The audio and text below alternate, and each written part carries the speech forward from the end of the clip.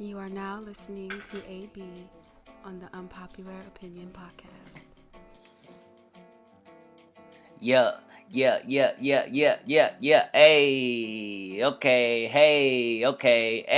yeah. You are listening to Unpopular Opinion Podcast. Let's go. It's the boy AB on the mic, man. You're tuning in live.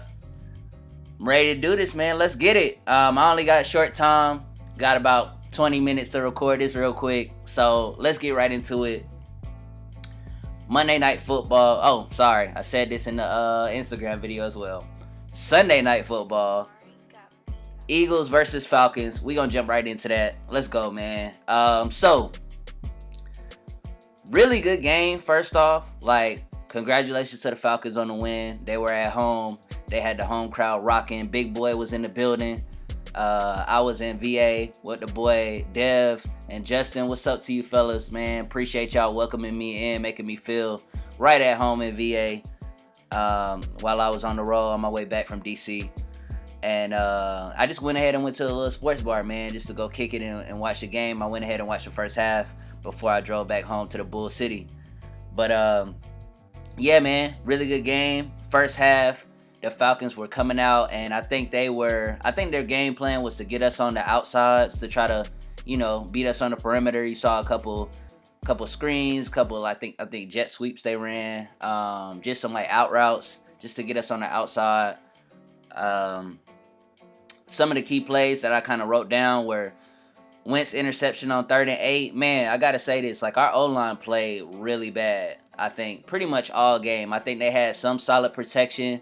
Near the second half, they cleaned some stuff up. But the first half, they were atrocious. Wentz was getting beat down. One play in particular, I think that first play where he threw the interception to Trufant. One was out of bounds, I think, on the 3rd and 10, where he just trying to launch the ball downfield to try to make something happen. He got hit right in the ribs. I wouldn't be surprised if maybe he have some cracked ribs. I hope he doesn't, but it looked pretty bad. But he was getting hit more than just that one play I'm naming. But he was really under duress all game, particularly in the first half. He was really taking some big hits, big shots. He threw the interception on 3rd and 8 to Trufant. And then, Matt Ryan on 3rd and 6. Julio was in double coverage. That play was amazing. I was just enamored by, Julio's, just his skill, man. He's really an unguardable force. You see that we had trouble with him all day, and Julio usually does that. He really has had a lot of big games against the Eagles, and we just have a hard time stopping him, man. He's just a problem. And now that they have Calvin Ridley on the other side as well, the Falcons have a lot of weapons and they're really hard to cover. So, Matt Ryan also had some shots in the second quarter that he missed. I think particularly on two plays in a row, Matt Ryan had some big shots over the middle that could have been touchdowns. I think one particular to Hardy that he missed. I think it was on a post route over the middle because our safety was behind him on the play. But, he missed a couple throws there that could have easily been touchdowns. Going to the next big play was the second interception that was underthrown to Trufant. I think right there Wentz had his hand hit. Like I said, he was under duress all game. This was another throw that he was just trying to force to make something happen. And, I know Wentz is a baller. I know he's a gamer. I know he's all about making plays and sometimes making plays out of nothing, which I'm going to get to later. But sometimes it gets him in trouble, man. And I think I can't blame him too much because, in this game in particular, we talk about, which I didn't get to, but Alshon Jeffrey got hurt. He didn't play in this game. I think he played maybe a few snaps, but maybe he didn't play at all. I missed a little bit of the beginning, but I know he was on the sideline for most of the game. Deshaun Jackson was out of the game. He got hurt. I think Nelson actually got hurt for a few plays, and then he came back, toughed it out. Wentz got hurt in this game. He toughed it out, came back. He was on the sideline for a couple plays.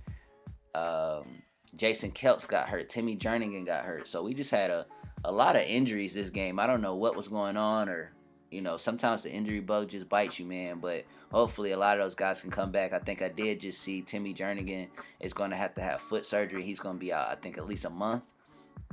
So, hopefully he have a speedy recovery. We did sign Akeem Hicks. No, I'm sorry, not Akeem Hicks. Akeem Spence. I think that's his name. We couldn't have signed Akeem Hicks. He's a monster for the Bears, but I think his name is Spence, and he used to play for the Dolphins. And hopefully he'll give us something to kind of help that rotation on the D-line in the middle, over the middle. But, yeah, we just had a ton of injuries. That going back to that second interception that was underthrown to Trufant, that was again, Wentz trying to make a play. I think his hand got hit, and it was underthrown, picked by Trufant. So Falcons get the ball back. Matt Ryan, really pretty play. I had to write this down, like that pump in the second quarter. It was a little slant route, but our linebackers were right on it. So Matt Ryan hit a nice little pump fake, hit Calvin Ridley over the middle. Calvin Ridley is a baller as well out of Bama, man. I'm really impressed with his game because he knew over that middle he was going to take a shot. Like, you going to take a hit. And Rodney McLeod definitely put a hat on him, and he popped right back up. I think he felt it, but he popped right back up, and they continue on with the drive. Ryan to Ridley on 3rd and 6. Matt Ryan was pretty good on third downs, I will say. And I think that was the difference in the game for him and for the Falcons was on third down. There's a lot of plays that I saw and that I've written down that he hit on third down that were, first downs or touchdowns. And in high pressure situations, Matt showed that, his name, true to form, Matty Ice, he showed up this game. So on 3rd and 6 in the second quarter, he hit really on a post route that really had to go up and jump for, but he came down with it. So that was a touchdown. I think that brought the game to, I think at that point it was 17-6. So, we had some work to do for the Eagles. Wentz took another shot on 3rd and 10, forcing the ball downfield. I think this was that play that went out of bounds, but it was that shot to the ribs that he took. That was a big shot. D-line, the Falcons D-line was in our face all day. They were on us, man. This was what I was talking about as far as the O-line having to get it together because we were just really having a lot of trouble with their D-line. Sidney Jones comes back on the next drive and picks off Matt Ryan. We put pressure, I think, right in his face. No, this was the tip ball. So I think Matt threw it behind his receiver a little bit, got tipped in the air. Jones came down with it. So under a minute left, we had another opportunity to score. Josh McCown got subbed in because, like I said, Wentz was taking a lot of shots. And, he came in and played pretty well, man. We really have been good with our backups. And Josh McCown, I think he got signed off his couch, came right in, hit a couple throws, some key first downs for us, hit Wentz. I mean, not Wentz, but Zach Ertz on a little route. I think it was about 17, 18 yards. Got us that first down, got us in the red zone. And so Wentz comes back in. And I think that it was good that he came back in, even though we didn't get the touchdown. We had an opportunity because, when you're in the red zone, you need a highly accurate quarterback in that situation. More of the field is condensed, so you have to make some really zip throws or have really good play designs because you really got to force that ball in there, and your receivers got to be ready to take some hits because that safety is waiting. So that's what happened because Wentz got back in the game. He threw to Aguilar over the middle, and Aguilar got popped. I mean, hands was in the air. Like, I'm pretty sure he lost control of his body control after he got popped like that. And he dropped the ball over the middle, which could have been a touchdown, but it was a little high. And Aguilar had to go up for it, and the safety was waiting, put a hat on him. So, drops the ball there. That was the end of the half after our field goal. We made the field goal, so I think that put it to 17-6 going into half. And we had an opportunity. Like, we had a good opportunity because we were looking at having the ball at half and going into halftime. We knew our receivers were hurt, and the fact that we were still down only 2 scores was pretty encouraging, I'm sure, for our team, knowing that we played pretty bad. We, again, got off to a slow start, man. That's something that the Eagles have to correct, is we got to stop with these slow starts. We're not scoring in the first quarter. We didn't score in this first quarter in this game. We didn't score in the first quarter in the last game.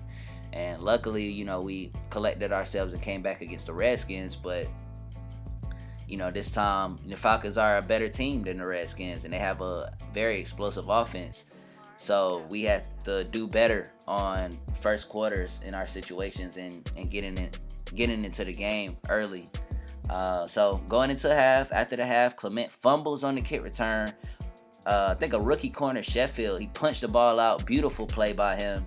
Punched the ball out, and they recover it. So it's almost like we didn't get the ball at half, and the Falcons had a shorter field. So that was a really key play. I put a star by that because that really changed the dynamic of the game, and we had to fight even harder to come back after that fumble by Clement. Julio scores like right after that, coming down the field. They had a short field. Julio scores, I think, on a 4-yard, 5-yard pass. Good connection between him and Matt Ryan because it was kind of like a scramble play, and Julio 1-on-1, he won that battle.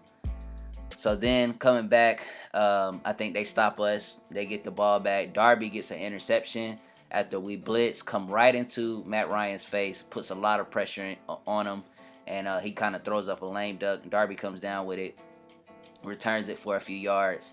So then we get the ball back. Wentz coming in tough. We was under pressure again. It was a lot of plays where he had to make something happen, duck under some guys, move around in the pocket, and he hits Aguilar over the middle, which was a really pretty play, nice play.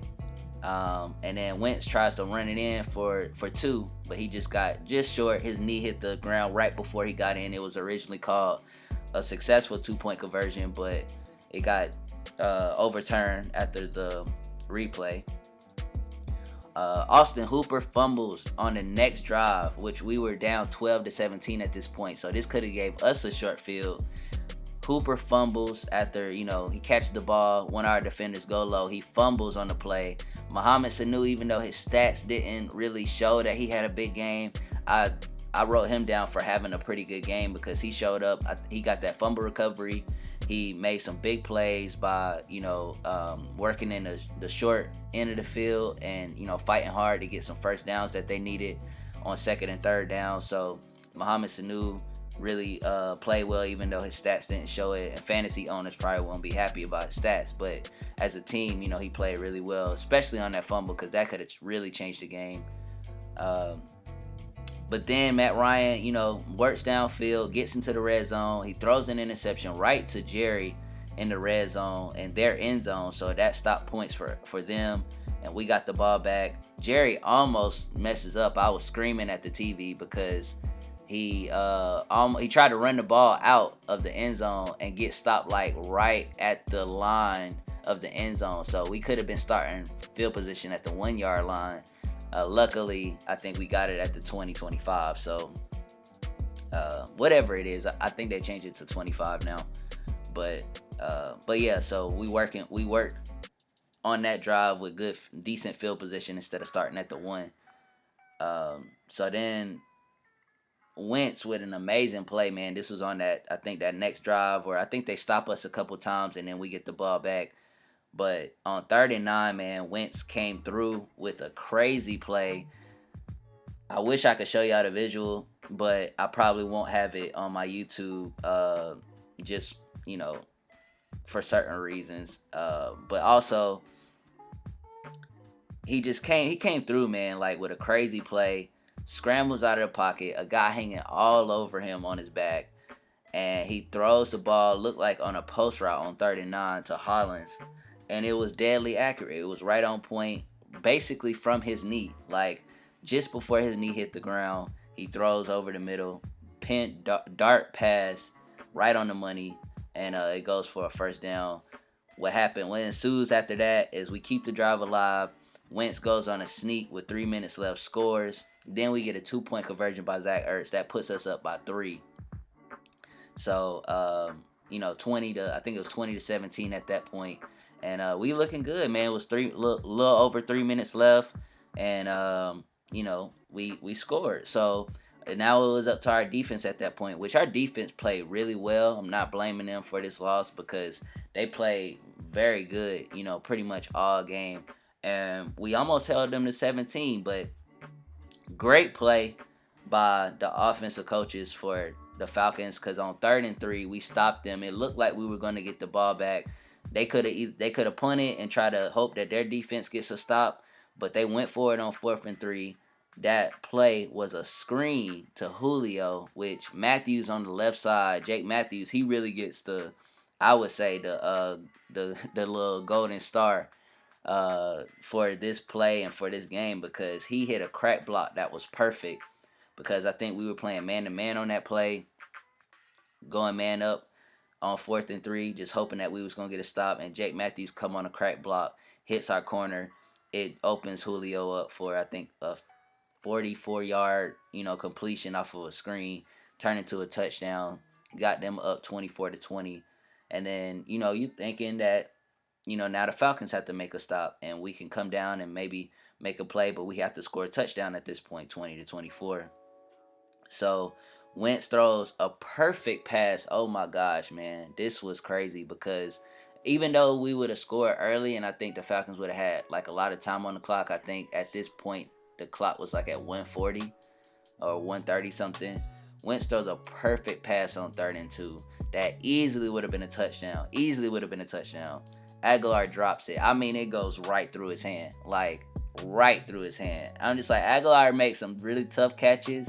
And he was talking to Deshaun after the game against the Redskins, because I think he felt like he didn't have a lot of opportunities for himself in that game. And Deshaun was telling him, hey, next game will be your game. Or it might be your game. Boom. This is his opportunity, because Alshon is hurt. Deshaun is hurt. This is your time. And it just hurt, man. It just hurt to see him drop that pass. Definitely was a touchdown. But on 4th and 14, he comes right back. And I think Wentz has to get a lot of credit, too, for this. Because usually when a receiver drops a ball like that, it's disheartening. You think you're not going to go back to him. But Wentz goes right back to him on 4th and 14 on that same drive. And Aguilar comes down with it. He comes right down with it. He drops it in perfect. 3 defenders around him. And Aguilar comes up with that catch. I think it was like a 40-yard completion. What ends the game is Zach Ertz breaks off his route a little too early. We were working in the red zone, looking like we were going to score with 38 seconds left. I think we didn't have any timeouts, but we had enough time to really get it going if we could have got that first down on that 4th down. But Ertz goes into, looks like a curl route, and he breaks his route off a little too soon. You're thinking that, even if Zach Ertz, as big as he is, breaks that route off a little too soon, because he caught it like right on the line. And all he had to do was kind of just turn around and stretch the ball over, which he tried to do. But good play by the Falcons. I think their safety stopping Ertz, which, like I said, is a big guy. And I think their safety is only like 210 pounds or something like that. But he, comes in strong, stops Ertz before he can get the first down. And that pretty much was the game. So, good game by the Falcons. They played well, but we're going to see. Our receivers got to get back healthy. But they played well, man. Nothing to take against them. Matt Ryan threw, I think, 3 interceptions that game. I'm sure they want to clean that up on his side, but played well. Couple things I will say that were key around the league. I want to say real quick. Shout out to Lamar Jackson, Baltimore Ravens. Lamar Jackson's looking really good right now. He looking like the best quarterback. Definitely at the breaking news, Ben Roethlisberger hurts his elbow, has to have elbow surgery. He's out for the season, which means the Steelers season is over. So Steelers fans, bye-bye. See you next year. It's over for y'all. At this point, they should be looking at maybe, developing Rudolph, which looked like going to be the next quarterback of their future. I saw somebody comment on First Take that maybe Kaepernick should have an opportunity at this. He's ready to go. They're saying he's ready. I'm kind of giving up hope on the Kaepernick getting signed thing. Not to say that it won't happen, or I don't hope it happens. If you know anything about me, you know that I want Kaepernick to get signed. But it doesn't look like it's going to happen. I think what they're probably going to do is just stick with Rudolph, see what he got over the year. It's going to be really a practice run for him, because he looks like to be the successor after Ben Roethlisberger So, I'm looking at the Steelers maybe at this point probably going 5, and they'll win 5 games this year, maybe 6. 5-11, 6-10.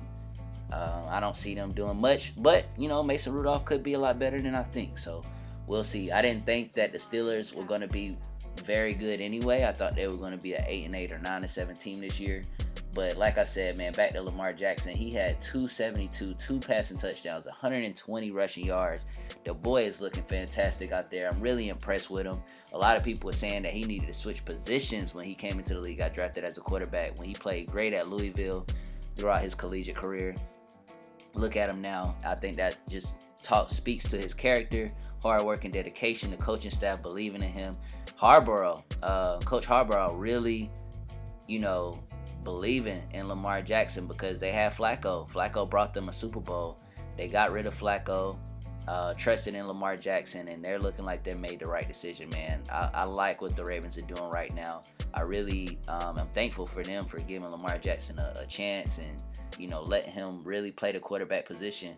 And he's playing well. He's showing that, their faith is rewarded. So the Ravens look like they might come out of their division this year because, the Browns, we're going to see what they do tonight against the Jets. They should win that game, but we don't know. We'll see. That's why it's football, and that's why, you got to play, every game, play every down, because, any team can win in the league, no matter how talented you are. So we're going to see how that game plays out tonight.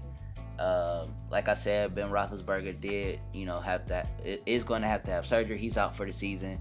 Drew Brees, another point I want to make, I think that'll be my last point. Drew Brees did break his thumb or something like that, so he'll have to have surgery. He's going to be out at least 4 weeks, so that's a big blow to the Saints. They lost to the Rams 27-9, and a big blow by them because now they're going to have to go without Drew Brees, which is really the heart and soul of their team.